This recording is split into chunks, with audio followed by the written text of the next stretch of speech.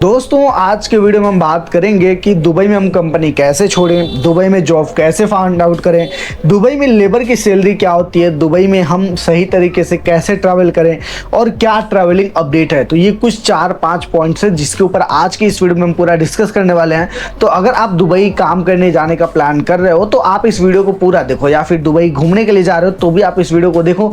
कौन कौन सी जरूरी चीज़ें हैं जिसे आपको फॉलो करना चाहिए, ठीक है। पॉइंट बाय पॉइंट हम बात करेंगे तो वीडियो को एंड तक देखते रहो। सबसे पहले हम बात करते हैं कि दुबई में हम कंपनी को कैसे चेंज करें। अगर आप किसी भी कंपनी में गए हो और उस कंपनी को आपको छोड़ना है, दूसरी कंपनी को ज्वाइन करना है, तो उसका क्या प्रोसीजर होता है। देखो अभी के टाइम पर अगर आप दुबई में गए हो और आपको गए हुए 6 महीने 7 महीने से ज़्यादा हो गया, तो आप जिस भी कंपनी में हो अगर उस कंपनी को आपको छोड़ना है तो कंपनी को 1 महीने पहले आपको नोटिस पीरियड देना होगा और उसके बाद आप उस कंपनी को लीगल तरीके से छोड़ सकते हो। लेकिन एक कंडीशन अप्लाइड होती है कि जब आपने कंपनी को ज्वाइन करा था और कंपनी का जो आपका मतलब लगा था वर्क वीजा, कंपनी ने अगर आपका लगाया था पासपोर्ट पर, वो वर्क वीजा का फीस अगर आपने पूरा पे नहीं करा है तो वो वर्क वीजा का फीस आपको एक्स्ट्रा पे करना पड़ेगा। कंपनी तो छोड़ रहे हो नो डाउट, लेकिन वर्क वीजा का फीस एक्स्ट्रा पे करना पड़ेगा। और आपने कोई अगर एग्रीमेंट साइन किया होगा तो जो भी एग्रीमेंट तोड़ने का प्राइस होता है वो आपको पे करना होगा, या फिर जो आपका मैनेजर है उससे बात करके आपको मांडोली कर लेनी या फिर सेटलमेंट कर लेना है। तो आपको ये जो चीज़ें इसे आपको फॉलो करना होगा और ये जो रूल है इसको आपको फॉलो करना होगा, क्योंकि दुबई में कंपनी भी आपके ऊपर एक्शन ले सकती है, या फिर इंडिया में भी अगर आपने एग्रीमेंट कोई साइन करा तो डायरेक्ट कंपनी नहीं छोड़ सकते, वहाँ का भी ऐसा ही सिस्टम है। तो ये चीज़ को आपको ध्यान में रख के चलना है कि आप किसी भी कंपनी को ऐसे ही नहीं छोड़ सकते जब तक आपके पास रीजन ना हो। अगर आपको छोड़ना है, अगर आपको कंपनी से एनओसी चाहिए, नो ऑब्जेक्शन सर्टिफिकेट जो होता है कि आप दूसरी कंपनी को इजिली ज्वाइन कर लो, तो आपके पास अगर एनओसी रहता है तो आप दूसरी कंपनी में आसानी से जॉब फाइंड आउट कर सकते हो। लेकिन उसके लिए आपको सबसे पहले आराम इजिली जो है सेटलमेंट करना पड़ेगा, जो कंपनी का मैनेजर होगा या फिर आपका जो मालिक होगा उसके साथ में, ठीक है। तो ये पहला हमारा टॉपिक कंप्लीट हो गया कि दुबई में हम कंपनी को कैसे चेंज करें। अब बात करते हैं दूसरा हमारा टॉपिक है दुबई में जो लेबर होते हैं उनकी सैलरी क्या होती है। देखो अभी के टाइम पर 600 दरहम से लेके 1000 दरहम 1100 दरहम के बीच में जो लेबर हैं उनकी सैलरी है। लेबर मतलब कौन, जो साफ सफाई करने वाले हैं, जो बकरी चराने वाले हैं, भेड़ चराने वाले हैं, जो घर का कोई काम करते हैं, जो आपका समझ लो कि बर्तन वगैरह धुलते हैं, बाथरूम सफाई होता है, मतलब जो ये एकदम लेबर क्लास के लोग हैं, जो मतलब जाकर भाई जो मेहनत कर रहे हैं, जो अपना पसीना बहा रहे हैं और वहाँ पर अपना रोजी रोटी के लिए भाई इंडिया को छोड़ के या फिर अपने देश को छोड़ के वो काम करने के लिए दुबई में गए हैं, उनकी सैलरी है 600 दरहम से लेके 1100 दरहम। बहुत सारे लोगों ने कमेंट्स करा था भाई 600 दरहम है, तो ठीक है वो हमें पता है 600, लेकिन मैंने पिछली वीडियो में बोला था 700 से 1100 दरहम, जो कि फैक्ट है, इतना ही है। लेकिन एक भाई ने कमेंट्स करा था भाई यहाँ 600 दरहम मिल रही है, तो कुछ लोगों को 600 दरहम से स्टार्टिंग है, इसलिए मैं आपको बता रहा हूँ कि लेबर की जो सैलरी है वो 600 दरहम से 1100 दरहम के बीच में वहाँ के लोग दे रहे हैं। अगर आपने कोई काम सीख कर आप गए हो या फिर कोई अगर आपके अंदर स्किल है, अगर वो स्किल के बेसिस पर अगर आप गए हो तो आपकी जो सैलरी मिलने वाली है वो आपको 1000 दरहम से लेकर 1800 दरहम के बीच में मिलने वाली है।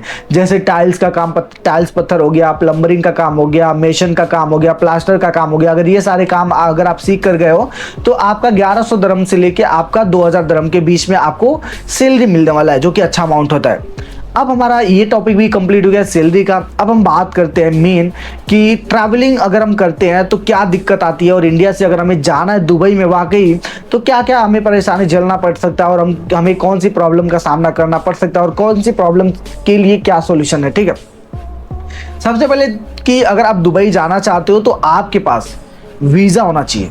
अब वीज़ा हो सकता है कि आपके पास विजिट वीज़ा हो या फिर हो सकता है कि आपके पास टूरिस्ट वीज़ा हो, दोनों में से कोई एक वीज़ा तो आपके पास होना चाहिए। अगर दोनों में से कोई एक भी वीज़ा अगर आपके पास है तो आप इंडिया से दुबई ट्रैवल कर सकते हो। अब देखो सबसे पहले वीज़ा क्यों लिया जाता है, वीज़ा आपको इसलिए लिया जाता है क्योंकि आप उस कंट्री को विजिट करने के लिए जा रहे हो इस पर्टिकुलर टाइम के लिए, और उसका पेमेंट आपने उस गवर्नमेंट को पे कर दिया और आपको वीज़ा इशू हो गया, ठीक है। वहाँ रहने के लिए, घूमने के लिए आपको वीज़ा लेना पड़ता है, ठीक है। अगर हमारे देश में भारत में भी कोई आता है तो उसको वीज़ा लेकर आना पड़ता है, ठीक है। अब बात करें, चलो वीज़ा ले लिया, अब दूसरी क्या होती है, देखो वीज़ा तो आपने ले लिया, ठीक है, आप अब उस देश में एंट्री कर सकते हो, लेकिन जाओगे कैसे, फ्लाइट से। तो अब आपको अगर आप घूमने के पर्पज से जा रहे हो तो आपको जाने का और आने का दोनों टिकट लेना पड़ेगा। डमी टिकट का आप यूज़ मत करना, अदरवाइज आपको रिटर्न दुबई एयरपोर्ट से रिटर्न भेज दिया जाएगा, और वहाँ से मोस्टली लोगों को भेजा ही जा रहा है। तो आप इतना याद रखना कि आप कम से कम कोशिश करो जाने का और आने का टिकट आपके पास हो, और वहां पर जाकर कहाँ रुकने वाले हो। पहला चीज हो गया वीज़ा, दूसरा हो गया फ्लाइट, तीसरा कहाँ स्टे करोगे, दुबई पहुंचने के बाद कहाँ रुकने वाले हो।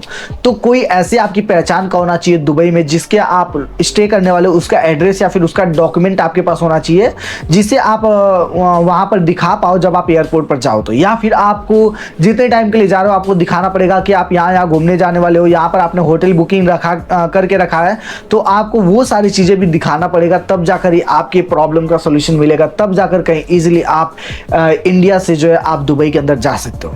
और इसके अंदर मेन जो है फोर्थ जो इशू रहता है ट्रैवलिंग में कि यहाँ पर आपको फंड भी शो करना होता है भाई। आपके पास क्या क्या वीज़ा मिल गया, आपको फ्लाइट का टिकट हो गया, आपने स्टे का भी दिखा दिया कि हाँ आप इस होटल में रुकने वाले हो। फोर्थ जो होते हैं मेन, आपको बजट दिखाना पड़ता है कि कम से कम आपके पास जो है 70,000 से ऊपर अमाउंट होना चाहिए। 50,000 60,000 रहेगा तो भी बहुत इशू होता है। अगर आपका 70,000 से ऊपर रहता है अमाउंट तो दिक्कत नहीं होती, आपको इजीली एंट्री मिल जाती है।